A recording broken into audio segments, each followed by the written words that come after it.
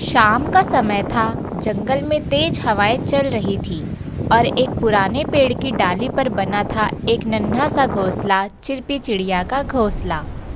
टूटू जी देखो, बाहर मौसम बहुत खराब हो रहा है। लगता है आज तेज बारिश होगी और हमारा घोंसला भी बहुत कमज़ोर है। कहीं बारिश में बह गया तो? इस घोंसले को थोड़ा और मजबूत कर दो जी। मम्मा मम्मा भूख लगी है। हाँ मम्मा, मुझे भी बहुत तेज भूख लगी है। चिड़पी, मैं अभी दाने लेने जा रहा हूँ। हमारे बच्चे भी तो देखो भूखे हैं। और तुम चिंता मत करो, हर बार की तरह ये भी बस हवा है। मैं वापस आकर घोंसला और मजबूत कर दूंगा। Don't worry. ठीक है जी, पर थोड़ा जल्दी आना। ठीक है चिड़पी, मैं जल्दी आ जाऊंगा। इतना कहने के बाद टूटू उड़ जाता है तेज हवाओं को चीरते हुए।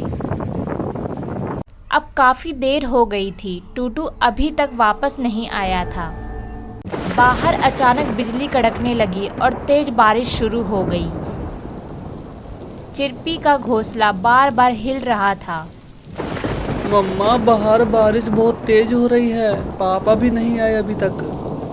हाँ मम्मा, मुझे भी बहुत डर लग रहा है। ये घोंसला हिल रहा है। हम बह जाएंगे क्या मम्मा इस बारिश में? नहीं बेटा, कुछ नहीं होगा। मम्मा तुम दोनों को कुछ नहीं होने देगी। बाहर बारिश और तेज हो गई थी और घोंसला अब और तेजी से हिलने लगा था। चिरपी की चिंता अब और बढ़ गई थी। बच्चों, तुम दोनों यहीं रहो, मैं अभी आती हूँ। मम्मा, आप कहाँ जा रही हो? मैं कालू कौवे के पास जा रही हूँ मदद मांगने। शायद वो हमारी मदद कर दे। मत जाओ मम्मा, बाहर तूफान बहुत तेज है। बेटा मुझे कुछ नहीं होगा, चिंता मत करो। मम्मा जल्दी वापस आएगी, वादा। चिरपी तेज बारिश में उड़ जाती है और कालू कौवे के घर के पास पहुंचती है। कालू भैया दरवाजा खोलो। अरे अब ये कौन आ गया डिस्टर्ब करने? कालू दरवाजा खोलता है। बोलो चिरपी, क्या हुआ? क्यों डिस्टर्ब कर रही हो मुझे? कालू भैया, इस तेज बारिश में हमारा घोंसला टूट सकता है। थोड़ी देर हम तुम्हारे घर रुक जाएं तो बच्चों की जान बच जाएगी। तो फिर तुमने अपने घोंसले को पहले ही मजबूत क्यों नहीं किया? ये मेरा घर है, कोई धर्मशाला नहीं। बहुत मेहनत से बनाया है मैंने ये घोंसला। मैं तो नहीं रहने दूंगा किसी को यहाँ। पर कालू भैया।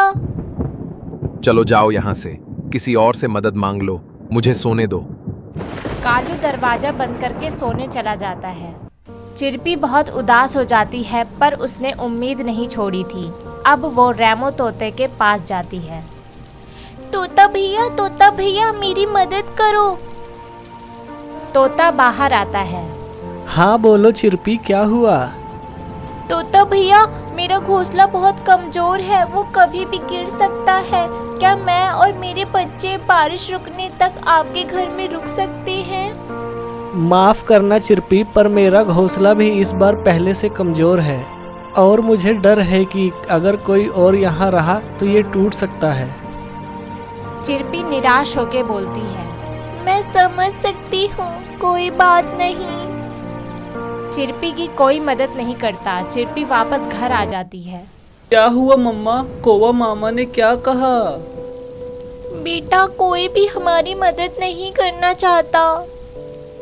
बाहर अचानक बारिश रुक जाती है। तूफान भी थम जाता है और मौसम साफ होने लगता है। टिंकू खुशी से बोलता है, मम्मा देखो, तूफान खत्म हो गया। अब हम नहीं बहेंगे बारिश में। चिरपी और मिंकू भी मौसम देखकर खुश हो जाते हैं। थोड़ी देर में टूटू भी घर वापस आ जाता है। चिरपी, तुम और बच्चे ठीक हो ना? देखो मैं दाना और तिनका दोनों ले आया। अब हम अपना घर भी मजबूत कर लेंगे। कहाँ रह गए थे तुम अभी तक?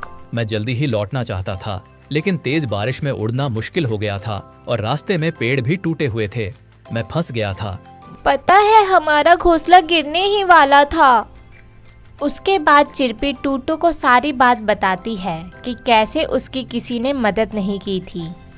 मुझे माफ कर दो चिरपी, मेरी वजह से तुम्हें इतना कुछ सहना पड़ा। अगले दिन जंगल में हल्की धूप थी। चिरपी और टूटू ने मिलकर अपने घोंसले को और मजबूत कर लिया था, नरम सूखे पत्तों से, मोटी टहनियों से, इतना कि कोई तूफान उसे उड़ा नहीं सकता था। जैसे ही शाम होती है, आसमान में काले बादल और तेज तूफान फिर वापस आ जाते हैं। पर अब चिरपी को कोई चिंता नहीं थी। वो और उसके बच्चे अब सुरक्षित थे। थोड़ी ही देर में तेज बारिश होने लगती है। दूर से कालू कौवे की चीख सुनाई देती है। कोई है? अरे भाई, कोई है? मेरी मदद करो, मैं पानी में बह रहा हूँ। अरे दैया, कोई तो मदद करो मेरी। लगता है ये कालू की आवाज है। वो मुसीबत में है, हमें उसकी मदद करनी चाहिए। चिरपी और टूटू बिना कुछ सोचे कालू कौवे के पास जाते हैं और उसे बचाकर अपने घर ले आते हैं। तभी पीछे से एक और आवाज आती है। अरे कोई है, मेरा घोंसला टूटने वाला है, मुझे बचाओ, कोई मेरी मदद करो, प्लीज बचाओ मुझे। तभी चिरपी और टूटू तोते के पास जाते हैं और उसे भी बचाकर अपने घर ले आते हैं। चिरपी, आज तुमने मेरी जान बचाई, और उस दिन जब तुमने मेरी मदद मांगी थी तब मैंने मुंह मोड़ लिया था। मैं बहुत शर्मिंदा हूँ, मुझे माफ कर दो चिरपी। और मैंने भी मदद करने से मना कर दिया था। मैं भी बहुत शर्मिंदा हूँ अपनी गलती के लिए चिरपी। मदद करने के लिए बड़ा दिल होना चाहिए और माफ़ी मांगने के लिए भी। मैंने आप दोनों को माफ़ किया। जिसे अपनी गलती का पछतावा हो जाए वही सच्चा दोस्त होता है।